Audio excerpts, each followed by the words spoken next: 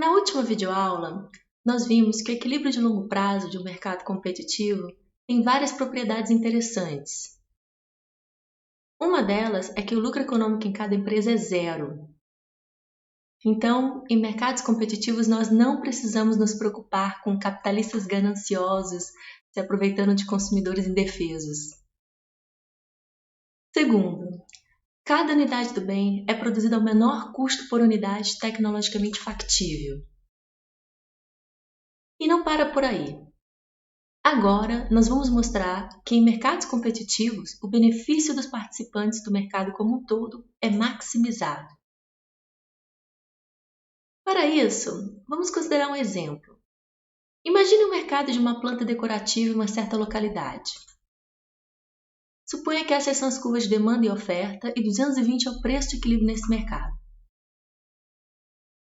Há uma pessoa nesse mercado que está disposta a pagar 400 por uma unidade do bem, mas só pagou o preço de equilíbrio de mercado, 220. Esse consumidor obteve um excedente de R$ 180 com a compra do bem. Nós podemos repetir esse cálculo para todos que compraram o bem. Somando os excedentes dos consumidores para todas as unidades compradas, quando o preço de equilíbrio é 220, nós temos o excedente dos consumidores, que é aproximadamente a área deste triângulo. O excedente é a área abaixo da curva de demanda e acima do preço pago. Nós sabemos que cada ponto na curva de oferta é o custo marginal do produtor produzindo aquela unidade. É o custo de produzir cada unidade adicional do bem. Há um ofertante aqui que custa para ele produzir uma unidade do bem R$ 25, mas ele vende pelo preço praticado nesse mercado, R$ 220. Ele obteve um excedente de R$ 195 com a venda dessa unidade.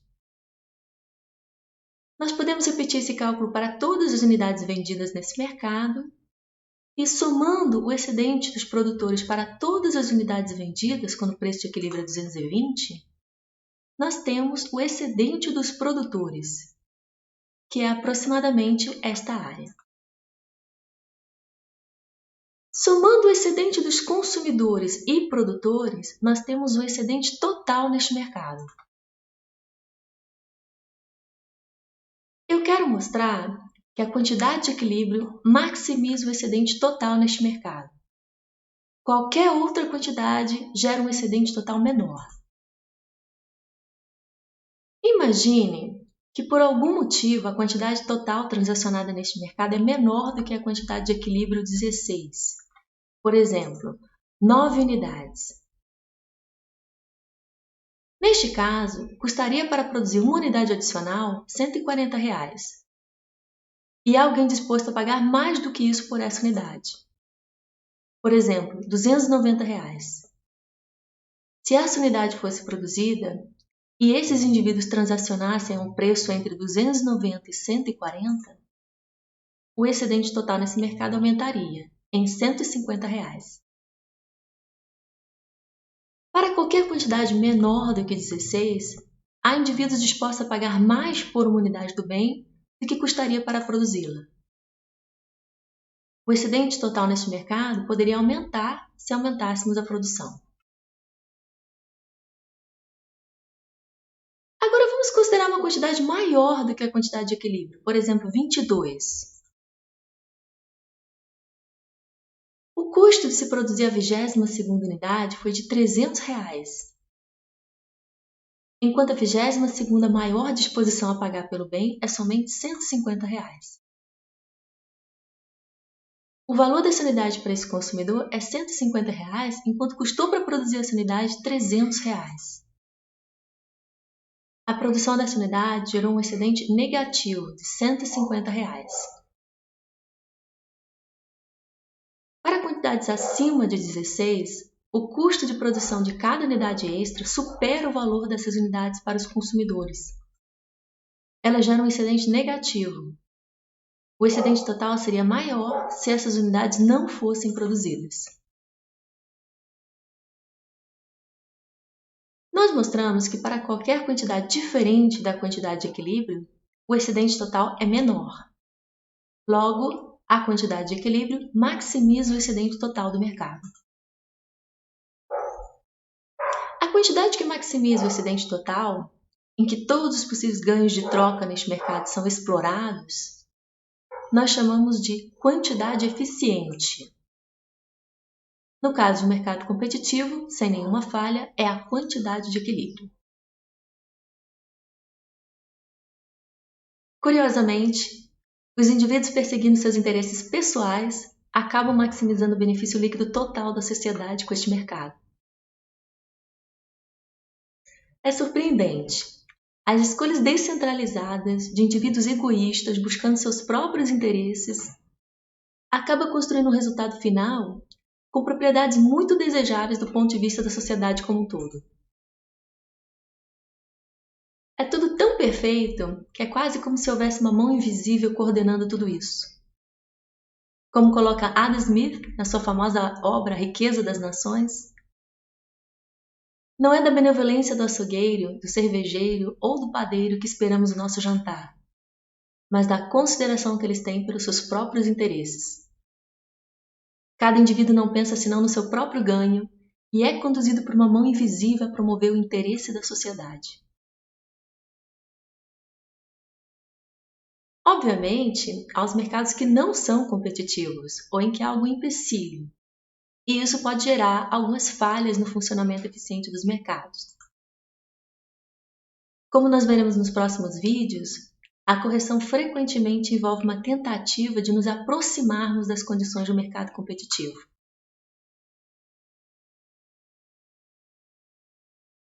Exceto pelos casos em que há falhas de mercado, não dá para fazer melhor do que os mercados. A interferência dos governos ou planejadores centrais só pode atrapalhar. Os mercados fazem um ótimo trabalho maximizando o bem-estar e é melhor não interferir. Laissez-faire. A ideia aqui é que mercados maximizam o tamanho do bolo. Nada foi dito sobre como dividir o bolo. Os mercados não garantem que não haja miseráveis ou que haja igualdade de oportunidades. Essas são outras questões que nós, enquanto sociedade, precisamos decidir. O que queremos nesse sentido? O governo pode então cobrar impostos e financiar os gastos para alcançar o objetivo que a sociedade definir. Para isso, não precisa interferir no funcionamento dos mercados. Basta mexermos na distribuição de renda e riqueza. Como coloca Thomas Piketty no seu livro Capital no século XXI, os mercados coordenam a produção de milhões de indivíduos de forma descentralizada e razoavelmente eficiente. E seria muito difícil organizar a produção sem os mercados. A teoria econômica e a experiência histórica mostram que o livre comércio e mercados competitivos geram ganhos líquidos para a sociedade, mas não garantem que cada indivíduo nessa sociedade ganhe. É aí que entra o governo, para redistribuir parte dos ganhos dos beneficiados com os demais. Para isso, o governo precisará arrecadar impostos, e nós temos algumas opções.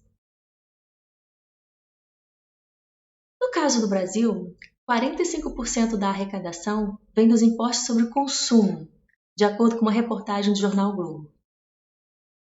Ainda nesse vídeo, nós veremos que este imposto causa ineficiências e desfavorece os mais pobres. Alguém poderia propor tributar bens de luxo. Mas como nós veremos, neste segmento, os consumidores trocam de brinquedo muito facilmente após o aumento de preço. Você tributa jatinhos e as pessoas compram Ferraris ou instalam uma jacuzzi em casa. Elas têm alternativas de entretenimento. E tudo que conseguimos com esse imposto é encolher um ramo de negócios. Nós podemos matar 2 coelhos tributando itens que causam algum mal para a sociedade, em termos de gasto público, violência ou poluição. Alguns prós e contras do imposto sobre o pecado já foram colocados no material de elasticidade, e nós vamos falar de poluição mais para frente. O imposto sobre lucros e dividendos. Uma questão aqui é a dupla incidência. Você tributa o lucro da empresa e depois tributa a renda do dono da empresa. Tributar a mesma base 2 vezes. Perceba que em mercados competitivos, como o lucro econômico é zero, esses impostos são repassados para os consumidores eventualmente. O imposto sobre renda. Incluído aqui estão os rendimentos advindos do trabalho. E tributar trabalho reduz o incentivo ao trabalho e esforço. O imposto sobre herança. Se for muito alto, os pais podem transferir em vida de diversas maneiras. Se é uma casa, por exemplo, pode ser feita uma venda fictícia juntamente com o usufruto. Imposto sobre grandes fortunas. Neste caso, a evasão fiscal é mais premente. Aqui há muito a se perder e muitos recursos contábeis à mão. Os super ricos podem se esconder por trás de estruturas jurídicas, buscam abrigos em refúgios fiscais. O ideal seria uma maior cooperação internacional entre os países, como propõe Thomas Piketty. Mas isso esbarra em outras questões, o incentivo de cada país individual e a influência política de alguns grupos. De qualquer forma, nós vamos falar um pouco sobre esse ideal de imposto proposto por Piketty. Mas vamos começar pelo imposto sobre o consumo. Primeiro, a tributação sobre o consumo recai mais pesadamente sobre os mais pobres. Deixa eu dar um exemplo simples. Suponha que há um imposto de 10% incidindo sobre itens de consumo. Imagine que Maria ganha R$1.000 e gasta tudo com consumo. Enquanto João ganha R$20.000 e gasta 10.000 com consumo. Neste caso, Maria paga R$100 de imposto, o que equivale a 10% da sua renda, enquanto João paga R$1.000 de imposto. Isto equivale a apenas 5% de sua renda. Proporcionalmente à renda, a alíquota do imposto é maior para Maria. Como os mais pobres gastam uma parcela maior de sua renda com consumo, uma parcela maior de sua renda é tributável. O percentual da renda paga em imposto é maior para os mais pobres. Como a alíquota do imposto reduz conforme a renda aumenta, nós dizemos que é um imposto regressivo. Além disso, o imposto sobre o consumo causa ineficiências. Vamos ver isso. Digamos que a demanda e a oferta de um bem podem ser representadas pelas seguintes equações. Sem o imposto, o equilíbrio de mercado ocorre no preço 20 e quantidade 100. Essa é a representação gráfica. Suponha agora que foi introduzido um imposto sobre o consumo deste bem. Primeiramente, quando você vai numa loja, você pergunta quanto custa. Você não pergunta quanto será pago ao governo, quanto será pago para os diferentes agentes envolvidos na produção. Você está interessado no custo final para você de cada unidade do bem. Logo, a quantidade que os compradores demandam de um bem depende do custo de cada unidade do bem para eles. Eu vou representar isso colocando o subscrito C de compradores no preço da demanda da equação de demanda. Da mesma forma, a quantidade ofertada pelos vendedores de um bem depende de quanto efetivamente eles recebem por cada unidade do bem. Quanto fica para eles. Eu vou representar isso colocando o subscrito V de vendedores no preço da equação de oferta. Até aqui, nós assumimos que essas duas coisas eram iguais. Ou seja, o custo para compradores por cada unidade do bem que eles compram era igual ao valor que os vendedores recebem efetivamente por cada unidade que eles vendem. Mas essa igualdade não se mantém se o governo introduz um imposto sobre o bem. Por exemplo, digamos que por cada unidade comprada, os compradores precisam pagar um imposto de R$ 25 por unidade. Com o imposto, o custo de cada unidade do bem para os compradores é quanto eles pagam para os vendedores, mais quanto eles pagam para o governo. Equivalentemente,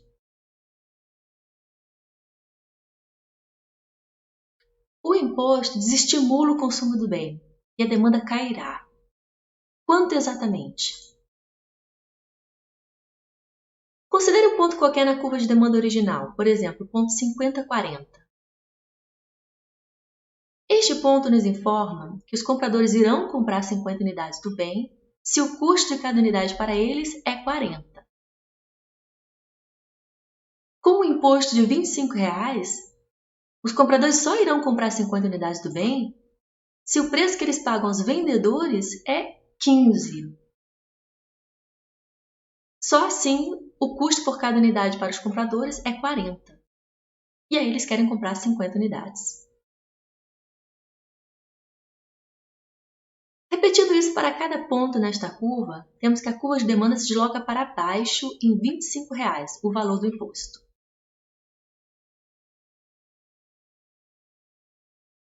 Com o imposto, qual será o novo ponto de equilíbrio? Nós sabemos que a quantidade demandada depende do custo efetivo de cada unidade para os compradores. A quantidade ofertada depende do preço efetivo recebido pelos vendedores. O custo de cada unidade para os compradores é quanto os vendedores recebem por unidade, mais o imposto. Por último, no equilíbrio de mercado, a quantidade demandada é igual à ofertada. É um sistema de equações lineares com 4 equações e 4 incógnitas. Dá para resolver. Substituindo a equação 3 na equação 1, temos igualando as quantidades, resolvendo para PV, o PC é isso mais o imposto. Resolvendo para a quantidade,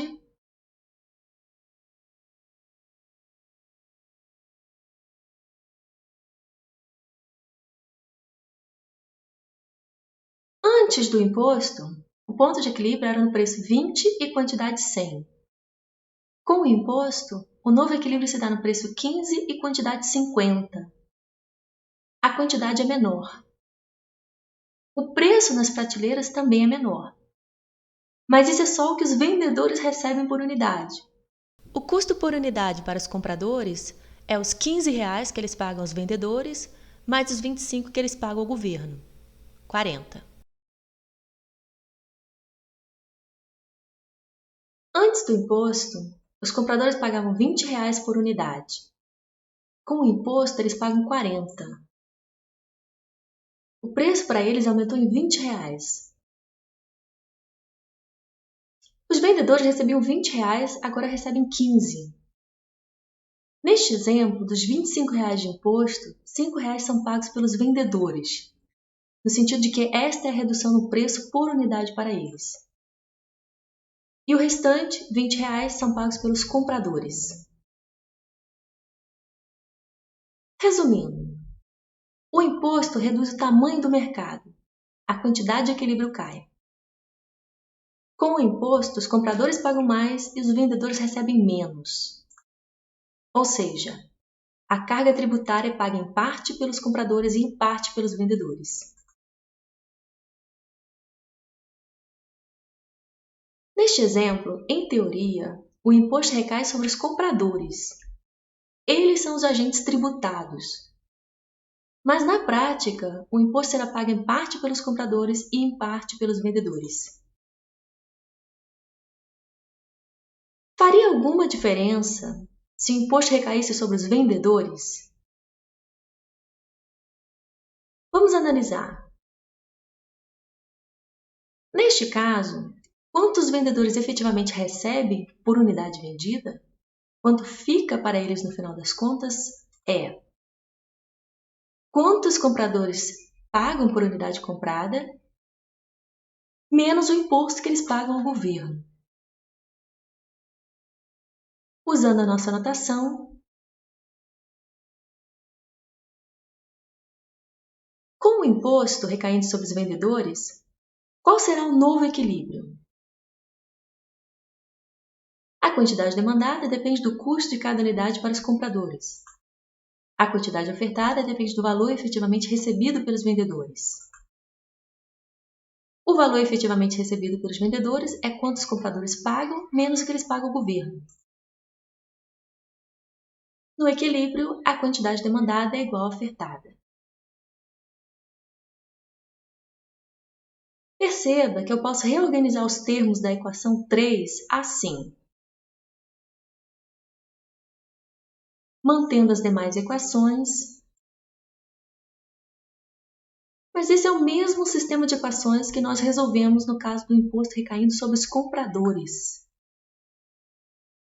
Se eu estou resolvendo o mesmo sistema de equações, a solução será a mesma. Conclusão. Não importa quem é o agente oficialmente tributado pelo governo. Se tributarmos o comprador ou o vendedor, no final, a quantidade de equilíbrio, o preço efetivamente recebido pelos vendedores, o preço efetivamente pago pelos compradores, serão todos os mesmos. Uma diferença pode ser o preço que você observa nas prateleiras, que em um caso aparece com o imposto já embutido no preço e no outro ainda precisa acrescentar. Vamos ver isso. O imposto representa um custo extra para os ofertantes. Sua introdução desestimula a oferta e a curva de oferta se desloca. Enquanto exatamente? Considere um ponto qualquer na curva de oferta original, por exemplo, ponto 120. Este ponto nos informa que os vendedores estão dispostos a vender 100 unidades do bem, desde que eles recebam R$20 por unidade. Com o imposto de R$25, os vendedores só estarão dispostos a vender 100 unidades do bem se os compradores pagarem R$45 por unidade. Só assim, o valor que fica para os vendedores após o pagamento do imposto é R$20 e eles estão dispostos a ofertar 100 unidades. Repetindo isso para cada ponto nesta curva, temos que a curva de oferta se desloca para cima, em R$25 o valor do imposto. Adicionando a curva de demanda neste gráfico, temos o equilíbrio sem imposto ocorre no ponto 1. Com o imposto, o novo equilíbrio ocorre no ponto 2. Este é o preço que os consumidores pagam pelo bem, mas o que fica para os vendedores é isso menos o imposto pago ao governo. A única diferença em relação ao caso anterior é que aqui deslocamos a oferta, não a demanda. Resultado. Sem o imposto, nós estávamos no ponto 1. Com o imposto, a quantidade de equilíbrio cai. O preço pago efetivamente pelos compradores sobe e o preço recebido efetivamente pelos vendedores cai. Uma forma de mensurar quanto os consumidores pioraram é verificando quanto que seu excedente caiu. O excedente é a área abaixo da curva de demanda e acima do preço pago. Antes do imposto, os consumidores pagavam P estrela e compravam Q estrela. O excedente era.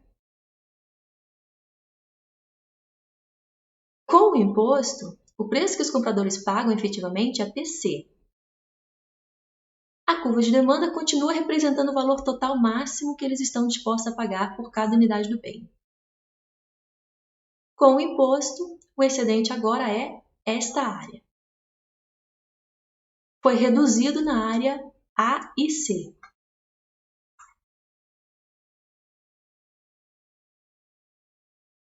Já o excedente dos produtores é a área acima da curva de oferta e abaixo do preço recebido.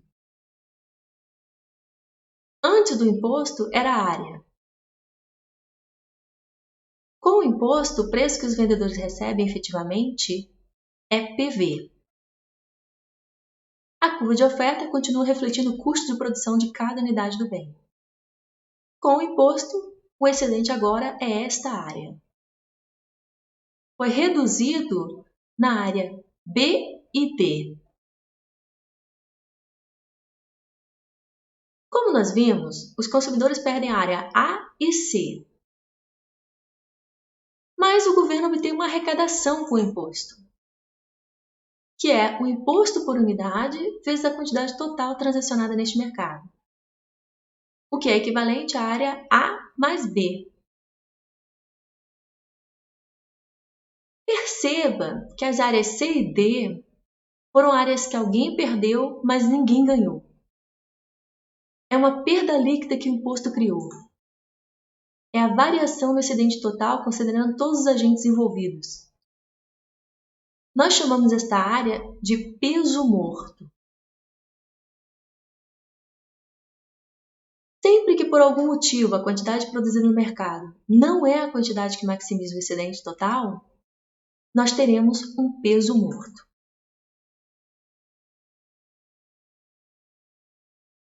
Com o imposto, a quantidade produzida neste mercado não será a quantidade eficiente, ou seja, a quantidade que maximiza o excedente total.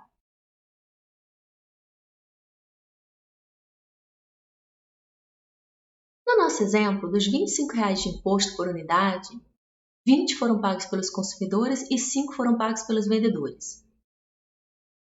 Mas dependendo da inclinação das curvas de demanda e oferta, a carga do imposto pode cair mais para um lado ou para o outro. Por exemplo, neste mercado, antes do imposto, esse era o preço de equilíbrio. Com o imposto, digamos, deste montante,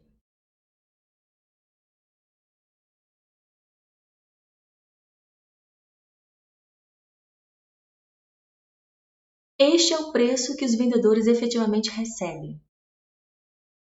Este é o preço que os compradores efetivamente pagam.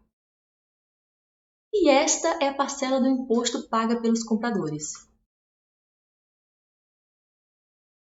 Agora, se a curva de oferta fosse mais elástica, por exemplo, esta daqui,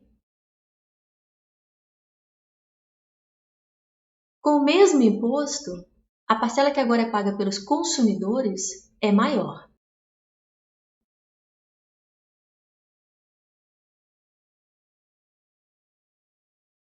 O procedimento análogo mostrará que quanto mais inelástica a curva de demanda, maior a parcela da carga tributária paga pelos consumidores. Isso justifica em parte a isenção tributária de produtos da cesta básica, por exemplo.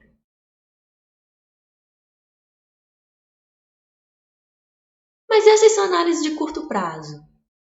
No longo prazo, em mercados competitivos, nós sabemos que a curva de oferta de mercado é perfeitamente elástica.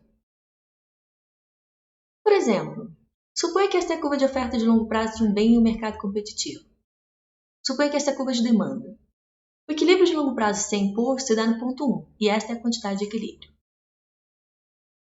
Agora, suponha que o governo introduz um imposto sobre esse bem. Suponha que o imposto recai sobre os vendedores. Nós sabemos que em mercados competitivos, as empresas obtêm lucro zero no longo prazo. Elas estavam obtendo lucro zero antes do imposto e obterão lucro zero após o imposto. Por isso, qualquer imposto é repassado integralmente para os consumidores no longo prazo.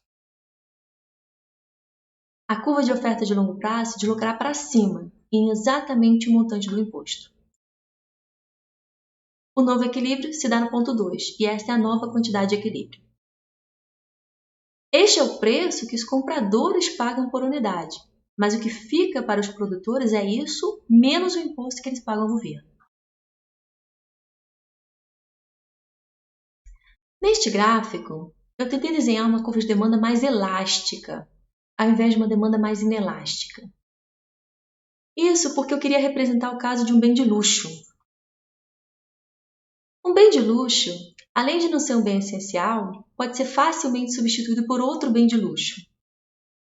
Por exemplo, Se um iate fica mais caro, uma pessoa com recursos pode montar uma academia na sua casa, comprar uma Harley Davidson, viajar. Ela tem várias outras opções de passatempo. Por isso, a demanda por um bem de luxo tende a ser relativamente elástica. Sendo assim, a redução da quantidade de equilíbrio com o imposto é mais drástica. A distorção dos preços relativos faz com que as pessoas busquem alternativas e a base de tributação se esvai. Infelizmente, para os envolvidos na produção deste bem, essa indústria está sujeita a um encolhimento drástico. A análise para o caso do subsídio é análoga e eu vou deixar com vocês. Por último, eu gostaria de mencionar o imposto proposto pelo economista francês Thomas Piketty. Eu deixei alguns links aqui nos slides caso você queira saber um pouco mais sobre o seu livro de 2013. Uma das sugestões de Piketty é instituir um imposto progressivo global sobre o capital. Nós não estamos falando de um imposto incidindo apenas sobre alguns tipos de ativos, como automóveis e imóveis, como nós temos IPVA e IPTU, mas sim sobre todos os tipos de ativos. Poupança, ações, títulos de dívida, depósito, tudo. Também não se trata de um imposto de renda, que incide somente sobre os rendimentos de um dado ano. Por exemplo, os rendimentos de ativos financeiros naquele ano, ou salário daquele ano. A base de tributação seria toda a fortuna acumulada de um indivíduo. Todos os ativos líquidos de dívida, ou seja, descontando as dívidas do indivíduo. Obviamente não seria justo iniciar um financiamento de imóvel e pagar imposto sobre o valor total do imóvel que é apenas parcialmente meu. Os ativos seriam contabilizados independentemente de em que país eles estivessem localizados. E esse imposto seria progressivo, ou seja, a alíquota do imposto seria maior quanto maior o capital acumulado de indivíduo. Piketty dá algumas sugestões de alíquotas para a Europa. Uma alíquota de 2% ao ano para pessoas com patrimônio acima de 5 milhões de euros, 1% para patrimônios entre 1 e 5 milhões e patrimônios abaixo de 1 milhão estariam isentos. Segundo seus cálculos, isso afetaria 2,5% da população europeia e geraria uma arrecadação para os governos equivalente a 2% do PIB por ano. Um argumento a favor desse imposto é que ele causaria menos ineficiências e distorções do que, por exemplo, o imposto sobre o consumo ou sobre a renda do trabalho. O problema é que um país sozinho não poderia instituir um imposto desse tipo. Isso causaria uma fuga de capitais desse país. Seus residentes buscariam abrigos em refúgios fiscais. Um imposto assim só funcionaria se instituído em escala global ou regional se a região for grande o suficiente para evitar grandes evasões. Outra condição para se implementar esse imposto é que o governo tenha conhecimento sobre o patrimônio de seus residentes, independentemente de onde esse patrimônio esteja localizado. Para isso, precisaríamos de uma cooperação internacional, que permitisse, por exemplo, que os dados bancários de uma pessoa fossem disponibilizados para o governo de seu respectivo país de residência. Com esses dados em mãos, as declarações de imposto poderiam ser preenchidas de forma automática e os indivíduos iriam apenas conferir. Piketty propõe o imposto sobre patrimônio como uma forma de atenuar uma tendência preocupante observada em alguns países em que há dados disponíveis, que é o aumento da desigualdade de renda e riqueza. O foco do seu livro, e grande mérito, foi chamar a atenção para esse tópico. Em um artigo da revista The Economist são apresentadas algumas estimativas disponíveis na literatura. Esse gráfico mostra qual a parcela da riqueza total se encontra nas mãos dos indivíduos entre 1% mais ricos da população. Nos Estados Unidos, quase 40% de toda a riqueza do país pertence aos 1% mais ricos. percentual em si já gera algumas apreensões, como: será que tamanho poder econômico não se traduz em força política? Tamanho poder econômico de uma pequena elite é compatível com a existência de uma real democracia? Numa era em que robôs atuando em mídias sociais são capazes de influenciar opiniões políticas, essas questões ficam ainda mais relevantes. Para lidar com essas questões de forma embasada, precisamos de dados confiáveis. Mas no momento ainda há muito espaço para aumentar a transparência nesta área.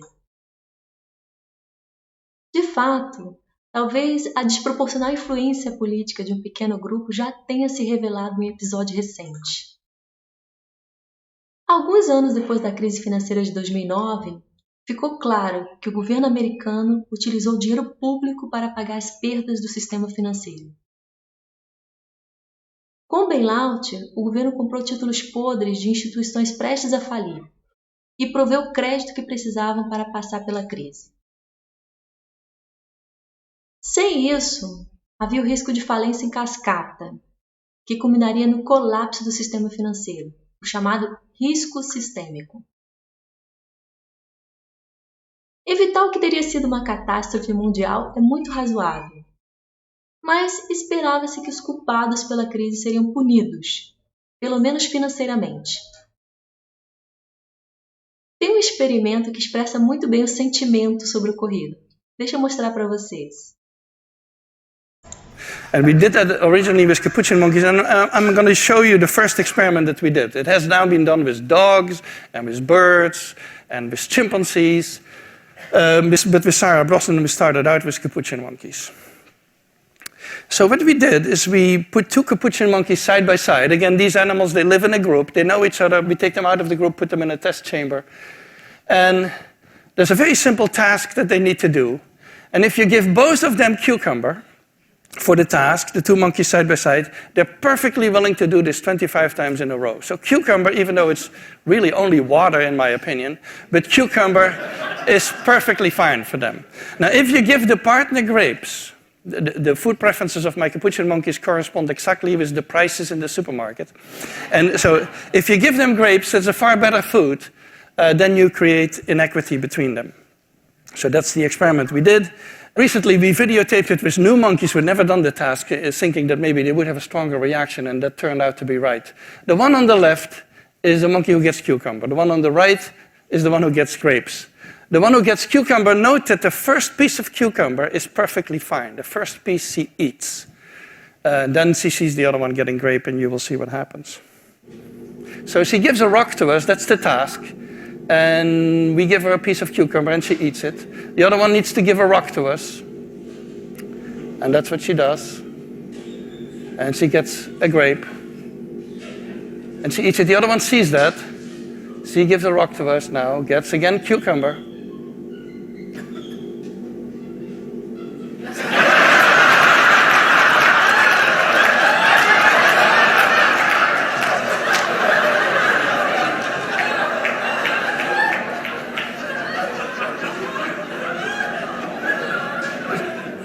She tests the rock now against the wall. She needs to give it to us.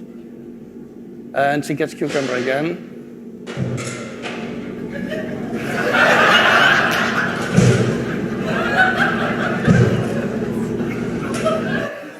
So this is basically the Wall Street protest that you see here.